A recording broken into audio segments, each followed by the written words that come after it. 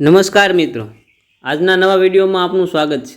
આજે આપણે વાત કરવાના છીએ એક વાર્તા ભીખુ। સાંજના શાંત થવા આવ્યા હતા અને ઊંચે ચડેલા મિલના ધુમાડા નીચે ઉતરીને વીજળીની રોશની ઝાંખી કરી રહ્યા હતા। મોટર, ગાડી, સાયકલ અને માણસોના ઠઠારાથી બજાર ભરચક હતું। અકસ્માતથી બચવા માટે હું ફૂટપાથ પર ચાલતો હતો। મગજમાં આટલી ધૂન હતી કે આજે બને તો પ્રતિભા વિશે જુદા જુદા લેખકોએ દર્શાવેલા મતનો અભ્યાસ કરી લેવો। એ જ ધૂનમાં હું આગળ વધીએ જતો હતો। એ કંગાલ પર ઇતની રહમ કરો, દર્દથી બોલાયેલા આટલા શબ્દો પગને આગળ જતા થંભાવ્યા। પાછા ફરીને જોયું તો હું 3 દરવાજા પાસે ઊભો હતો। ફરી એ જ શબ્દો સંભળાયા। મેં ડોકું જરાક ખેંચ્યું તો 2 દરવાજા વચ્ચેની સાંકડી કમાનમાં એક અત્યંત કંગાળ સ્ત્રી બેઠી હતી। એટલી વારમાં તો મને રસ્તા વચ્ચે ઊભેલો જોઈને કેટલાક માણસો ધક્કા મારીને આગળ ચાલ્યા ગયા હતા। એવામાં વચ્ચેના સરિયામ માર્ગ પર એક નાના છોકરાને રસ્તો ઓળંગતા મોટરના મોંમાં મૃત્યુના મુખમાં જતો જોઈ મારી રાડ ફાટી ગઈ। સહજ જ એ તરફ હું દોડ્યો, પણ તે પહેલાં જ શોફરે અત્યંત ચાલાકીથી છોકરાને ઉગારી લીધો ને તેની મા આગળ વધીને હાંફળી ફાંફળી દોડતી આવી હતી। તેના તરફથી એક ઠપકા ભરી નજર નાખી હોર્ન વગાડી મોટર આગળ ચલાવી મૂકી। હું પાછો ફર્યો ત્યાં એક જણ સાથે ભટકાયો। માફ કરજો માસ્તર કહીને એક જણો ભટકાતો ચાલ્યો ગયો ને એટલામાં તો પેલી કંગાળ સ્ત્રીના એના એ શબ્દો ત્રીજી વખત સંભળાયા, એક કંગાલ પર ઇતની રહમ કરો। એક સ્ત્રી બેઠી હતી તે ખૂણામાં। અંધારામાં મેં નજર ફેરવી। તેના પગ પાસે ઉઘાડે શરીરે 3 છોકરા સૂતા હતા ને તેના ખોળામાં એક નાનું બચ્ચું દયામણું મોં રાખીને આવનાર જનારની સામે જોયા કરતું હતું। બાઈ અશક્ત હતી ને ગરીબી તેના પર અસહ્ય જુલ્મ કરી રહી હતી। ઊંડા ખાડા જેવી આંખોમાંથી તેજ પરવારી રહ્યું હતું। પોતે છોકરા માટે જીવન દોરી લંબાવતી હોય તેમ તેના મોં પરથી દેખાતું હતું। મારો હાથ એકદમ કોટના ખિસ્સામાં પડ્યો। એ ખિસ્સામાં 2 કલાક પહેલાં જ પડદા રાણી સાપના રૂપિયા સાથે ભદ્રમાંથી શહેર તરફ મુસાફરી કરી હતી, પણ અત્યારે તે પોઠો પડ્યો। માત્ર 3 પૈસા જ હાથે ચડ્યા। 9 આના સિનેમાને રોકડા, 6.25 આના લક્ષ્મીવિલાસ હોટલે ઉપાડી લીધા હતા। સાધારણ માણસોની આવા તદ્દન સામાન્ય વિલાસમાંથી પણ ઘણા જણ પોષી શકાય તેમ છે। એ પસાર થઈ જતા વિચારની સાથે જ હાથ ખિસ્સામાંથી બહાર આવ્યો। 3 પૈસા પેલી બાઈના હાથમાં પડ્યા ને પૈસાના ખખડાટથી જાગેલું એક છોકરું મને ફરી સતાવે તે પહેલાં જ હું દૂર થઈ ગયો, પણ અનાયાસે જ છોકરાના શબ્દો કાન પર પડ્યા, માં કંઈ ખાવાનું છે? શું છે? લાવ જોઉં। ખાવાનું તો ભાઈ લાવે ત્યારે, પણ એ ગયો ક્યાં? ક્યારનો ગયો છે? પાછળથી લારીવાળાનો હટો ભાઈ હટોનો અવાજ આવતા હું એક તરફ ખસ્યો ને લ્યો શિંગોડે વાળા એક જ જાતના સ્વરોથી જાગૃત થઈ પગથી પર ચડી ગયો। ફૂલોની સાબડીઓ પર, નાળિયેર પર, સાબુ પર, ગોળ પર, એમ અનેક પદાર્થો પર ફરતી દ્રષ્ટિ સામેના રસ્તા પર મીઠાઈની 2 દુકાનો છે તેની આગળ જામેલી લોકોની ઠઠ તરફ ખેંચાઈ। કંઈક તહેવાર હતો ને બંને દુકાનદારોએ રોશની કરી હતી। મારા પગલાં સહજ તે તરફ વળ્યા। દુકાનમાં ગોઠવેલી મીઠાઈને જોવા માટે જ ઘણા ખરા ઊભા હતા। ઘડીમાં રોશની થાય ને ઓલાય એવી દુકાનમાં પાટિયા પર ગોઠવાયેલી વીજળીની બત્તીઓ પર કેટલાકની નજર ચોંટી હતી। વળી એક નાની સરખી આગગાડી આવજા કરતી રહી હતી. કેટલીક પારસી બાઈઓ મીઠાઈની ખરીદી કરતી હતી.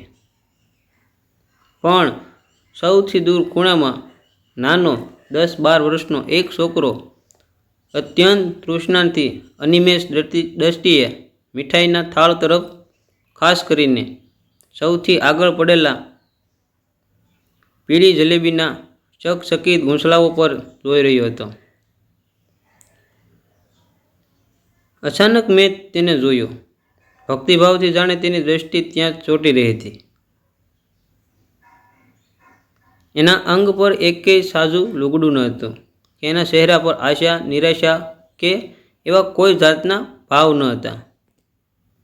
એની પાછળના અંધારામાં બે મિયાભાઈ ઊભા વીજળીની આ ગોઠવણ પર કંઈક તર્ક ચલાવતા હોય તેમ લાગ્યું.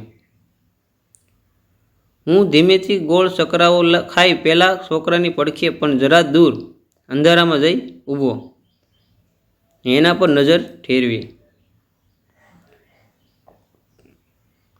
તે શાંત, લીન બનીને જલેબી નિરખી રહ્યો હતો. અચાનક રોશની જરા મંદ થઈ. જુગની સમાધિ પછી પ્રાપ્ત થયેલું કોઈ પ્રિય દર્શન લુપ્ત થવાનો ભય હોય તેમ એ રોશની મન થતાં જ દુકાન તરફ જરા ખસ્યો. એની આ સમાધિથી આકર્ષાયેલા એક જુવાને મારા તરફ જોઈને હાસ્ય કર્યું. પણ મારા તરફથી કશો જવાબ ન મળતા તે દુકાન તરફ વળ્યો. પાંસેર જલેબીનું પડીકું બંધાવ્યું ને એમાંથી એકાદ કાઢીને ખાતો પેલા છોકરા પાસેથી પસાર થયો. અડધી આશામાં, અડધી ઘેલશામાં પેલા છોકરાએ જરાક હથેળી લંબાવી. સુગંધ લઈ શકાય એટલી નજીકથી પડીકાવાળો જુવાન સાથે જલેબીને પસાર થતી જોઈ તેનું મોં પાણી થઈ ગયું. તે પગના અંગૂઠા પર જરાક ઊભો થયો, નીચે થયો, ફરી શરીર ઉસક્યું અને તરત જ નિશા થઈ પોતાનો ફોટો પડેલો હાથ તેને પોતાના લગર વગર કંગાલ પહેરણમાં છુપાવી દીધો. પણ એ અડધી મિનિટમાં તો એનો ચહેરો ભારે દુઃખની, લાલસાની ને જબરદસ્તી યાતનાની પરાકાષ્ઠા અનુભવી ચૂક્યો હતો. પાછળથી મોટરના ભૂંગળાનો અવાજ થયો. આગળથી એ આંખ પણ નથી કે શું? કોઈ પારસી બાનુની સાથે આવેલા પટ્ટાવાળાએ ધમકાવ્યો ને પાસે ઊભેલા કોઈએ, જા અહીં કેમ ઊભો છે? તારે શું લેવાનું છે? ભિખાર સટ્ટા, તારે શું લેવાનું હોય? એમ કહીને તેને ધિક્કાર્યો. બધા વેગને દાબતો હોય તેમ તે ધીમે દઢ પગલે પાછો હટ્યો. એકદમ દુકાન પરથી નજર ખેંચી લીધીને અત્યંત આર્ત સ્વરે ફિક્કા હાસ્ય સહ બોલ્યો, હા ભાઈ સાસુ, હું સવારનો ભૂખ્યો છું, પણ મારે ભિખારીને શું લેવાનું હોય? એને જોરથી મુઠ્ઠી વાળી. અંદર ખકડેલા પૈસાનો અવાજ સ્પષ્ટ સંભળાયો. એક પણ દ્રષ્ટિ પાછળ ફેંક્યા વગર તે ચાલ્યો ગયો. આ બધા વ્યવહારથી ચિત્ર થઈને આ મનુષ્ય તત્વ મારે અપમાન છે. શ્રીમંતોએ એવી વિચારસરણીમાં હું સમાજવાદનું મૂળ શોધતો હતો. ત્યાં તો તેને આટલી વારમાં મેં સામેની બજાર તરફ ઉતાવળે પસાર થતો જોયો. ધુમાડા વધારે નીચે ઉતર્યા હતા ને ઘાટા થયા હતા. વીજળીનો પ્રકાશ ધૂળની ડમરીમાં ઢંકાતો હોય તેવું લાગતું હતું. પ્રેમાભાઈ હોલની સભામાંથી પાછા વળનારા ભાષણ વિશે રાખેલી આશા અને પરિણામની નિરાશા વચ્ચેના તફાવતને સાંધવા યત્ન કરતા જતા હતા. અને એ ભાઈ ઓ બાઈના ગાડીવાળાના લહેકા મોટરના અવાજમાં ઢંકાઈ જતા હતા. ત્યારે એ બધાની પર થઈ આ ભિખારી એક દુકાને ઊભો રહી પૈસાના દાળિયા જોખાવતો હતો.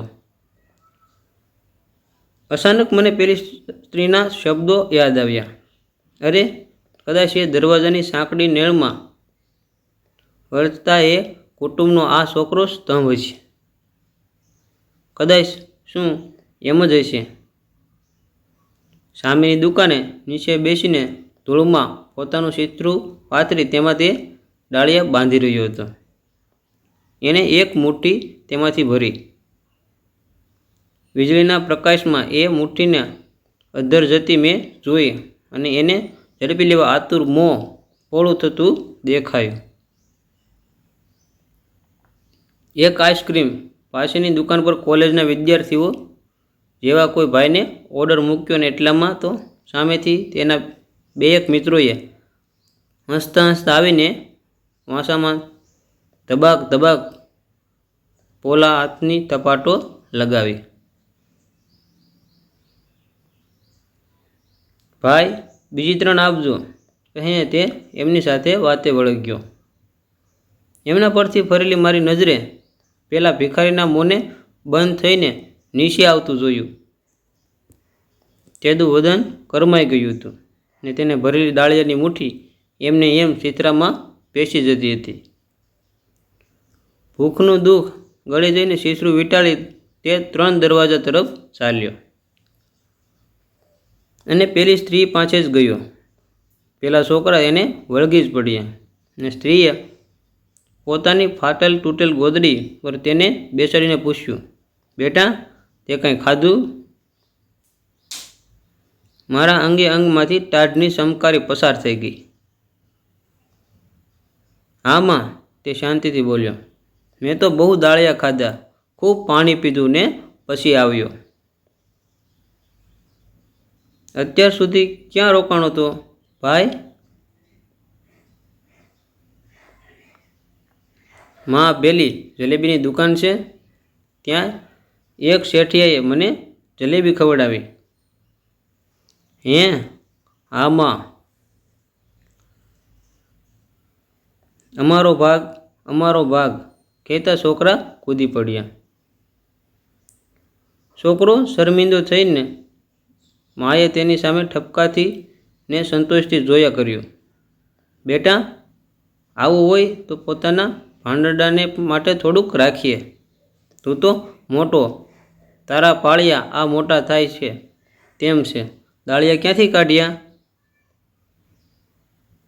બરફ સાર્યો હતો, તેના 10 પૈસા આવ્યા ને? હા. કેટલા પૈસાના દાળિયા લાવ્યો? 100 એમ બોલતા બોલતા તેને છેવટે કહી દીધું 10. આના જીવનને જરાક ટેકો આપ્યો હોય એમ બધાને જ ભિખારી ઘણી વખત આપણો ઉદ્યોગ કરવાનો ઉદ્દેશ આપીએ છીએ. પણ આ છોકરાએ ભાડું માટે જલેબી જતી કરી, દાળિયા ન ખાધા અને ખોટું બોલ્યો એને મદદ. ઉતાવળથી ખિસ્સામાં ગયેલો મારો હાથ પાછો ફર્યો. ધોબીનો ધોયેલો કોટ આજે જ પહેરેલો હોવાથી સાબરમતીની થોડીક ઝીણી રેતી જ હાથ સાથે ચોંટી. મેં હોટલને સિનેમાને આજે બીજી વખત સંભાળ્યો. શેખ એમની પાસે સરીને મેં કહ્યું, છોકરા, તારું નામ? અવિશ્વાસભરી રીતે તે મારી સામે જોઈ રહ્યો. મેં તેનો હાથ હાથમાં લેતા કહ્યું, છોકરા, તે દાળિયા જલેબી ખાધી એ મેં જોઈ, દાળિયા ખાધા એ પણ જોયું, પણ તારું નામ તો બોલ. પોતાની વાત કળાઈ ગઈ જાણીને તેને લુચ્છાઈમાં જરાક મોં મલકાવ્યું ને નીચું જોઈને બોલ્યો, મારું નામ ભીખુ સાબ. મિત્રો, તમને જો આ વિડીયો પસંદ આવ્યો હોય તો વિડીયોને શેર કરો અને લાઈક કરો. તેમજ આવા અવનવા વિડીયો કે જીવનમાં કંઈક શીખ આપે તે વિડીયો જોવા માટે અમારી સાથે બન્યા રહો. આપનો ખૂબ ખૂબ આભાર. જય શ્રી કૃષ્ણ.